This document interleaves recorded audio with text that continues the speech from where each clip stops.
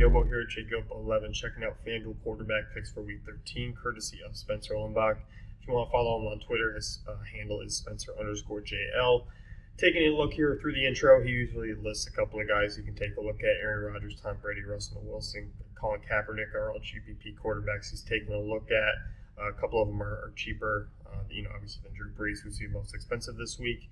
And overall here, there is a lot of options you can really go with at quarterback. And really all throughout the board here, top through bottom, we even have a punt option that you can take a look at. But not a punt option this week. Drew Brees, 9,300, expensive quarterback, but obviously 21 plus fantasy points in 5 of the last 6 weeks, including 2 32 plus fantasy point performances. Solid matchup, obviously at home against Detroit, where at home is just you can bank on monster performances from Brees. Vegas team total near 30, 28th pass rank. Cafe value here is still one of the best cafe values of the week, regardless of the price tag. So he's looking to really pay that off immensely. Cash games and GPPs. I think Brees has that upside and that floor that you're really looking for. His options really aren't that expensive. Michael Thomas still under 7K. Brandon Cooks is under 7K. I like Willie Snead this week.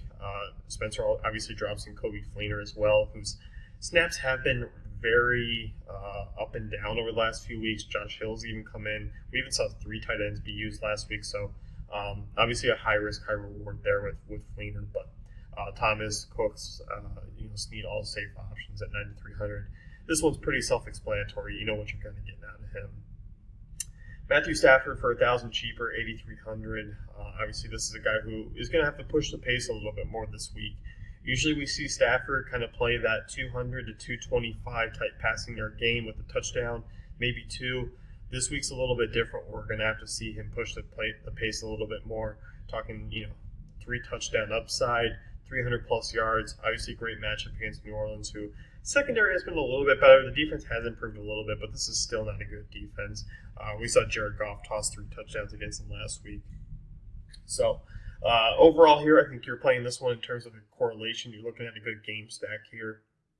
Obviously, Golden Tate, Marvin Jones, Eric Ebron, all good options. Even a Theo Riddick pairs nicely in a GPP format with his upside in this type of game.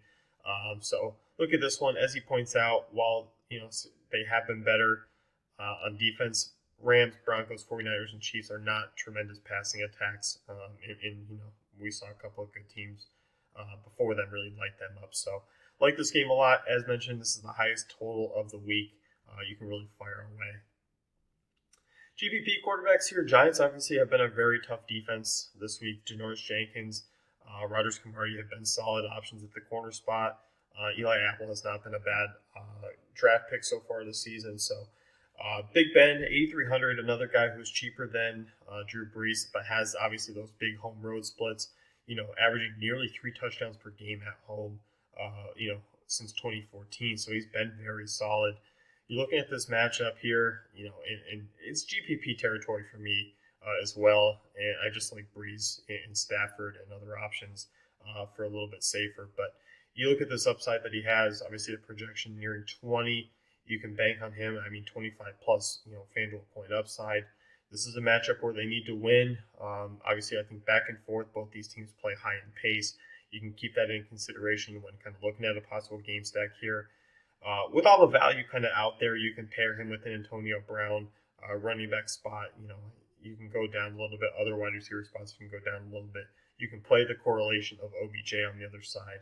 So there's a lot of different ways you can go with this one. So a good GPP strategy, a good push away from another high-scoring game of New Orleans and Detroit. So you can kind of have that pivot there. Tyrod Taylor, 7,400, has been very solid of late.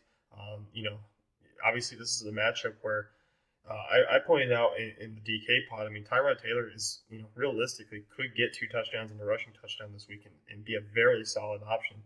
This is my favorite pivot away from the 2 big games this week because this is sitting number 3, and this is a sneaky number 3 game total this week. And on both sides, both these teams give up big plays. There's a lot of home run potential, a lot of value, a lot of guys that should get some fairly low ownership this week. So a good matchup here against Oakland secondary that allows a ton of big plays. They're allowing 6.4 yards per play this season. Sean Smith hasn't been particularly great this year in terms of limiting big plays. could see Sammy Watkins, who returned to practice this Thursday, kind of make a better appearance and maybe even make an appearance in the end zone. So cheap guy to kind of pair him with. Obviously, LaShawn McCoy's in play. I think this game, really is sneaky on both sides. And Tyrod Taylor, great price, a good pivot off of everyone else. Value quarterback this week, Matt Barkley, 6K. Obviously coming off a big game here, 23 fantasy points in a matchup against Tennessee. Another great home matchup against this 49ers defense that's not good against the ground or the pass.